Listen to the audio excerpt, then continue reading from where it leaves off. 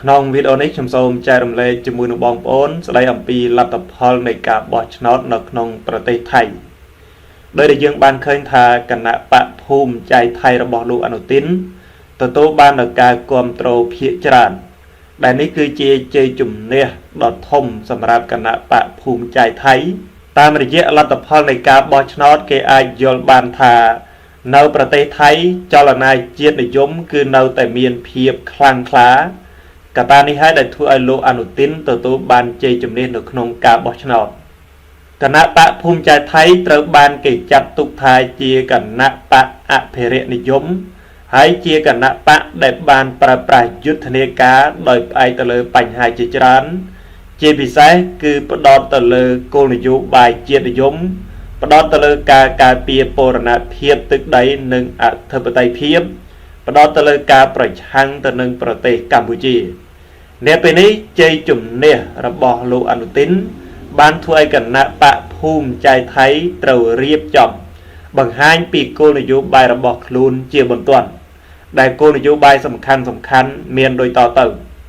ទី1នយោបាយសន្តិសុខជាតិនោះគឺគណៈបកភូមិใจថៃរបស់លោកអនុទានសន្យានឹងកសាងរបងតាមបណ្ដោយព្រំដែននៅក្នុង website របស់ខ្លួនគណៈបកភូមិใจថៃបានសង្កត់ធ្ងន់ពីគោលនយោបាយសន្តិសុខដោយផ្អែកទៅលើអ្វីដែលខ្លួនលើកឡើងថាត្រូវតែកសាងរបងនៅតាមបណ្ដោយព្រំដែនដើម្បីការពារប្រទេសពីការគំរាមកំហែងដ៏យូរលង់គណៈបកភូមិใจថៃបានលើកឡើងថាការគំរាមកំហែងទាំងនេះមានដូចជាការលុកលុយចូលឈ្លានពានលើបូរណភាពទឹកដីរបស់ថៃការជួញដូរផលិតផលកសិកម្មដោយខុសច្បាប់ការជួញដូរគ្រឿងញៀនកម្លាំងពលកម្មខុសច្បាប់ហើយនិងទំនិញខុសច្បាប់ដែលបានធ្វើឲ្យប៉ះពាល់ដល់សន្តិសុខសេដ្ឋកិច្ចនិងស្ថិរភាពសង្គមរបស់ថៃបន្តិចម្ដងរហូតធ្វើឲ្យប្រទេសថៃធ្លាក់ចុះខ្សោយយោងតាមការលើកឡើងរបស់គណៈបកភូមិใจថៃរបងដែលត្រូវបានគេស្នើគឺមិនកម្រិតត្រឹមតែជាការការពារដោយផ្នែកយោធានោះទេក៏ប៉ុន្តែនឹងគ្របដណ្ដប់ទៅដល់ការការពារទាំងផ្នែកសេដ្ឋកិច្ចនិងការការពារទាំងផ្នែកសង្គមគណៈបកភូមិใจថៃក៏បានកំណត់គោលដៅទៅលើការនាំចូលខុសច្បាប់ផ្សេងដែលប៉ះពាល់ដល់តម្លៃផលិតផលកសិកម្មរបស់ថៃព្រមទាំងបណ្ដាញឧក្រិដ្ឋកម្មឆ្លងដែនដែលត្រូវបានគេភ្ជាប់ជាមួយនឹងគ្រឿងញៀនការឆបោកតាមប្រព័ន្ធអ៊ីនធឺណិតល្បែងស៊ីសងតាមប្រព័ន្ធអ៊ីនធឺណិតកាស៊ីណូនិងអ្វីដែលថៃហៅថាជា Great Capital នោះគឺជាការវិនិយោគដោយស្របច្បាប់ក៏ប៉ុន្តែបង្កប់នៅសកម្មភាពជំនួញដែលខុសច្បាប់នៅក្នុងការវិនិយោគនោះគណៈបកភូមិใจថៃបានលើកឡើងថាប្រទេសថៃមិនអាចទទួលយកបានជាដាច់ខាតនៅការគំរាមកំហែងទាំងនេះហើយប្រទេសថៃត្រូវតែមានរបងដ៏រឹងមាំដើម្បីការពារនៅអធិបតេយ្យភាពរបស់ខ្លួនការពារនៅផលប្រយោជន៍សេដ្ឋកិច្ចក៏ដូចជាផលប្រយោជន៍របស់ប្រជាជនថៃគោលនយោបាយដ៏សំខាន់ទី2របស់គណៈបកភូមិใจថៃនោះគឺការធ្វើពាណិជ្ជកម្មដោះដូរទៅវិញទៅមកដើម្បីគ្រប់គ្រងដល់វិស័យកសិកម្មស្ថិតនៅក្រោមគោលនយោបាយសន្តិសុខវិស័យកសិកម្មរបស់ខ្លួនគណៈបកភូមិใจថៃបានស្នើឲ្យមានការធ្វើពាណិជ្ជកម្មដោះដូរទៅវិញទៅមកសម្រាប់គម្រោងដែលរដ្ឋាភិបាលចំណាយលុយច្រើនទិញពីបណ្ដាប្រទេសផ្សេងគោលនយោបាយនេះគឺតម្រូវឲ្យការផ្គត់ផ្គង់ធំរបស់រដ្ឋាភិបាលថៃដូចជាការទិញយន្តហោះចម្បាំងការទិញនាវាមួយទឹកការទិញនាវាចម្បាំងគឺត្រូវតែធ្វើការចរចាដើម្បីដោះដូរឲ្យប្រទេសទាំងនោះត្រូវទិញផលិតផលកសិកម្មរបស់ប្រទេសថៃដោយរួមទាំងទិញស្រូវទិញដំឡូងមីទិញជ័រកៅស៊ូហើយនិងទិញពោតឬក៏ផលិតផលកសិកម្មផ្សេងគណៈបកភូមិใจថៃបានលើកឡើងថាវិធីសាស្ត្រនេះគឺផ្អែកទៅលើផលប្រយោជន៍ទៅវិញទៅមកដែលវានឹងបង្កើតនៅបណ្ដាញពាណិជ្ជកម្មផ្លូវការបន្ថែមទៀតដើម្បីជួយស្រូបទាញនៅផលិតផលកសិកម្មរបស់ថៃឲ្យកើនឡើងរឹតតែខ្លាំងហើយប្រសិនបើគោលនយោបាយនេះត្រូវបានអនុវត្តឲ្យបានតឹងរ៉ឹង គណៈបកភូមិใจไทยជឿថាគោលនយោបាយនេះនឹងជួយបង្កើនតម្លៃផលិតផលកសិកម្មឲ្យកើនឡើងរឹតតែខ្ពស់គោលនយោបាយទី3ទាក់ទងទៅនឹងការជំរុញកំណើនសេដ្ឋកិច្ចតាមរយៈគោលនយោបាយមួយដែលគេហៅថា Hub Plus គណៈបកភូមិใจไทยបានសន្យានឹងបន្តចាត់វិធានការផ្សេងៗដើម្បីជំរុញកំណើនសេដ្ឋកិច្ចនេះពីព្រោះតែសេដ្ឋកិច្ចរបស់ថៃបានធ្លាក់ចុះនៅក្នុងរយៈពេលយ៉ាងយូរហើយក៏មានការព្យាករណ៍អំពីការធ្លាក់ចុះឬក៏កំណើនតិចតួចនៃសេដ្ឋកិច្ចរបស់ថៃដែលអូសបន្លាយរឹតតែយូរគណៈបកភូមិใจไทยបានលើកឡើងនៅផែនការដែលគេហៅថា Hub Plus Hub Plus គឺជាគោលនយោបាយដែលរាជរដ្ឋាភិបាលថៃ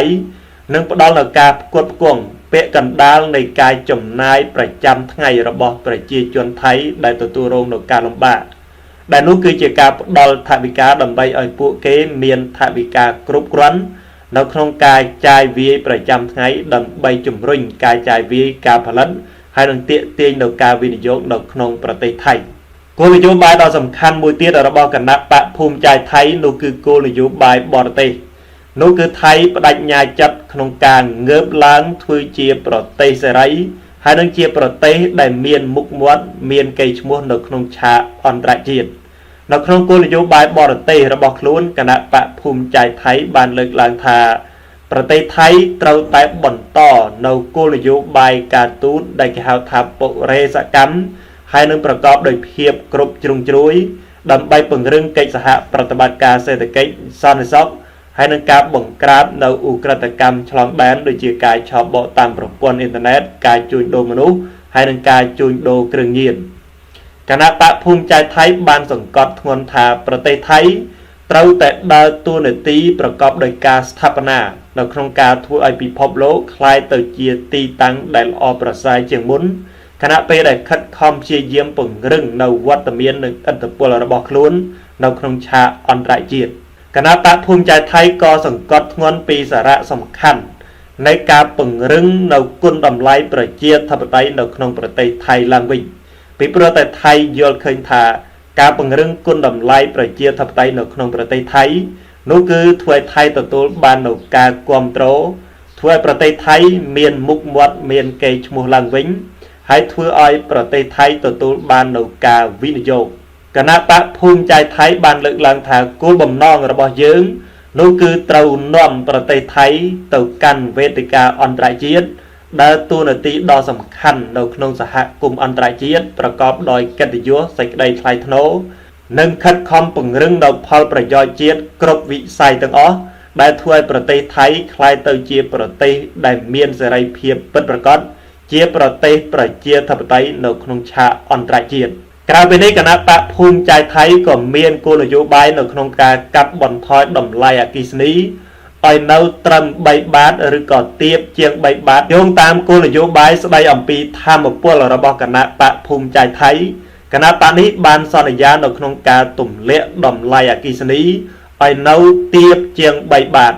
ដែលនេះគឺជាការសន្យាដើម្បីបន្តជំរុញកំណើនសេដ្ឋកិច្ចហើយនឹងទាក់ទាញនូវការវិនិយោគហើយក៏ដូចជាជួយសម្រួលដល់ជីវភាពនៃការរស់នៅរបស់ប្រជាជនថៃក៏ប៉ុន្តែយ៉ាងណាក្តីគណៈបកភូមិใจไทยមានបញ្ហាប្រឈមដ៏សំខាន់មួយដែលត្រូវដោះស្រាយក្រោយពេលដែលទទួលបានជ័យជំនះនៅក្នុងការបោះឆ្នោត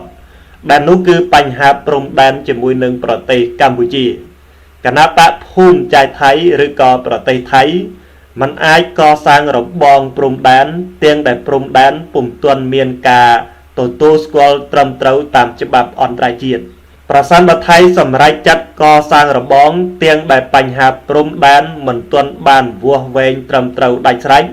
នោះវាគឺជាការបង្កើនទំនាស់បង្កភាពតានតឹង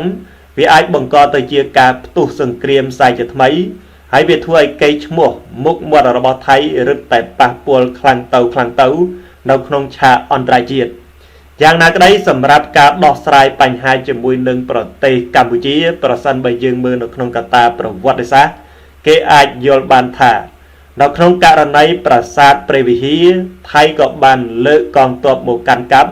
ដណ្ដើមយកប្រាសាទនិងដណ្ដើមយកទឹកដីរបស់កម្ពុជា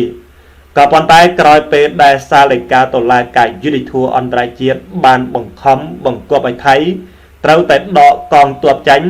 នោះទាំងព្រះមហាក្សត្រថៃទាំងអ្នកនយោបាយថៃចាប់ផ្ដើមឡាំប៉ាហើយបង្ខំចាប់ដកទងជាតិដកកងទ័ពចាញ់ពីទឹកដីរបស់ប្រទេសកម្ពុជាទាំងភាពអាម៉ាស់ហើយក្រោយពេលដែលថៃចាញ់ក្តីវិបត្តិនយោបាយផ្ទៃក្នុងរបស់ថៃក៏បានផ្ទុះឡើងបាតកម្មក្រមនៃជាតិនិយមបានបន្តជាការជាប់គាំងខាងផ្នែកនយោបាយ